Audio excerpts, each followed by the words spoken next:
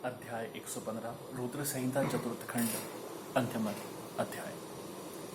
स्वामी कार्तिक और गणेश की बाल लीला, दोनों का परस्पर विवाह के विषय में विवाद और शिवजी द्वारा पृथ्वी परिक्रमा का आदेश, कार्तिक का प्रस्थान, गणेश का माता पिता की परिक्रमा करके उनसे बुद्धि पृथ्वी परिक्रमा स्वीकृत कराना, विश्वरूप की सिद्धि और बुद्धि नामक दोनों कन्याओं के साथ गणेश का विवाह और उनसे क्षेम तथा लाभ नामक दो पुत्रों की उत्पत्ति, कुमार का पृथ्वी परिक्रमा करके लौटना, शुद्ध होकर कांच पर्वत पर चला जाना, कुमार खंड के श्रवण की महिमा।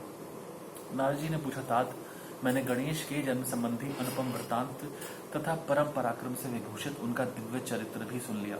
सुरेश्वर, उसके बाद कौन सी घटना घटी उसका वर्णन कीजिए, क्योंकि पिताजी शिव और पार्वती का उज्ज्वल यश महान आनंद प्रदान करने वाला है।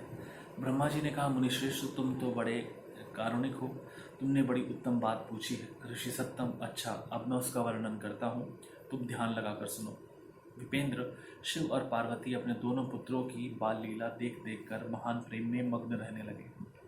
पुत्रों का लाड प्यार करने के कारण माता पिता का सुख दिनों दिन बढ़ता जाता था और वे दोनों कुमार प्रीतिपूर्वक आनंद के साथ तरह तरह की लीलाएं करते थे। मुनीश्वर, वे दोनों बालक स्वामी कार्तिक और गणेश भक्ति पूरे चित्त से सदा माता पिता की परिचर्या किया करते थे। इससे माता पिता का महान स्नेह क्षणमुख और गणेश पर शुक्ल पक्ष के चंद्रमा की भांति दिन प्रतिदिन बढ़ता ही गया। एक समय शिव और शिवा दोनों प्रेम पूर्वक एकांत में बैठकर योग विचार करने लगे कि हमारे ये दोनों पुत्र विवाह के योग्य हो गए, अब इन दोनों का शिव विवाह कैसे संपन्न हो। हमें तो जैसे षडानंद प्यारा है, वैसे ही गणेश भी है। ऐसी चिंता में पड़कर वे दोनों लीलावश आनंद मग्न हो उठे। मुने, माता पिता के विचार को जानकर उन दोनों पुत्रों के मन में भी विवाह की इच्छा जाग उठी। वे दोनों पहले मैं विवाह करूंगा, पहले मैं विवाह करूंगा, यह बारंबार कहते हुए परस्पर बात करने लगे। तब जगत के अधीश्वर वे दोनों दंपति पुत्रों की बात सुनकर लौकिक आचार का आश्रय ले परम विस्मय को प्राप्त हुए। कुछ समय बाद उन्होंने अपने दोनों पुत्रों को बुलाया और उनसे इस प्रकार कहा।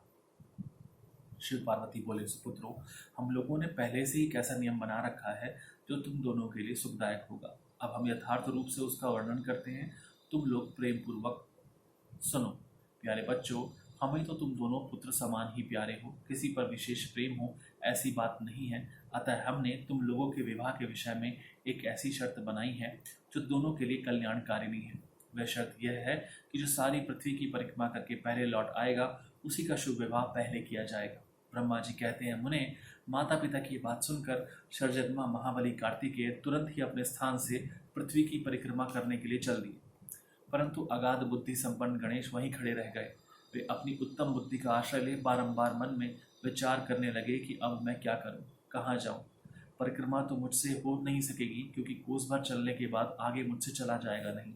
फिर सारी पृथ्वी की परिक्रमा करके मैं कैसे सुख प्राप्त कर सकूंगा। ऐसा विचार कर गणेश ने जो कुछ किया उसे सुनो। उन्होंने अपने घर लौटकर विधि पूर्वक स्नान किया और माता पिता से इस प्रकार कहा। गणेश जी बोले, पिताजी एवं माता जी, मैंने आप लोगों की पूजा करने के लिए यहाँ 2 आसन स्थापित किए हैं। आप दोनों इस पर विराजित और मेरा मनोरथ पूर्ण कीजिए।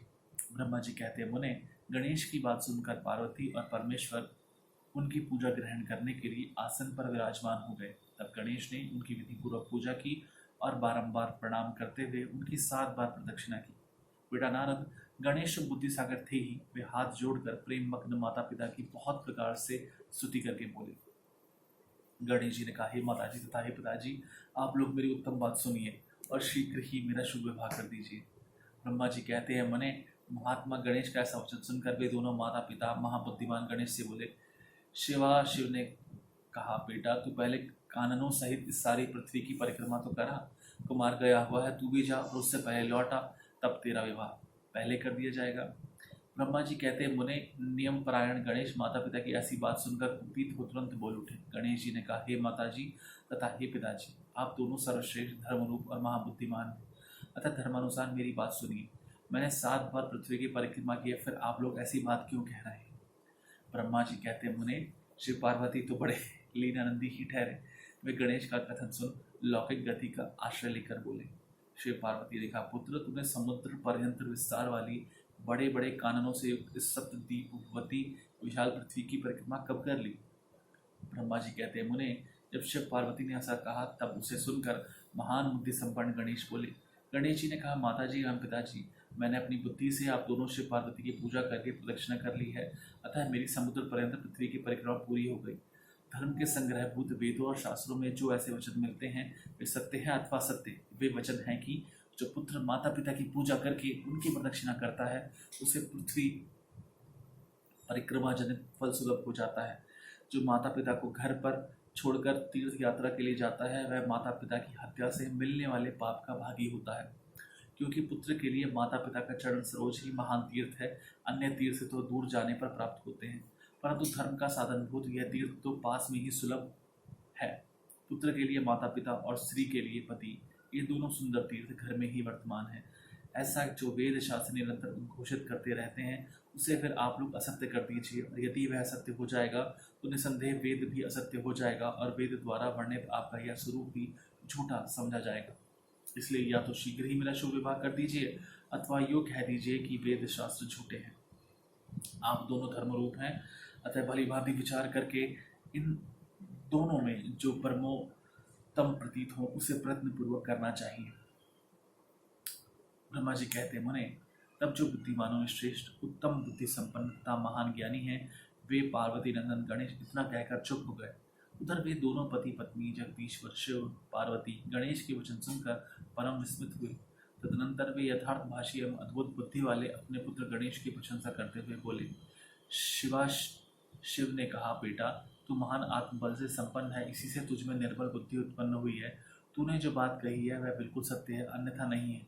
दुख का अवसर आने पर जिसकी बुद्धि विशिष्ट हो जाती है उसका दुख उसी प्रकार विनष्ट हो जाता है जैसे सूर्य के उदय होते ही अंधकार। जिसके पास बुद्धि है वही बलवान है, बुद्धिहीन के पास बल कहाँ। पुत्र, वेद शास्त्र पुराणों में बालक के लिए धर्म पालन की जैसी बात कही गई है वह सब तूने पूरी कर ली। तूने जो बात की है वह दूसरा कौन कर सकता है। हमने तेरी वह बात मान ली, अब इसके विपरीत नहीं करेंगे। ब्रह्मा जी कहते हैं, नारद, जो कहकर उन दोनों ने बुद्धि सागर गणेश को सांत्वना दी और फिर वे उनके विवाह के संबंध में उत्तम विचार करने लगे।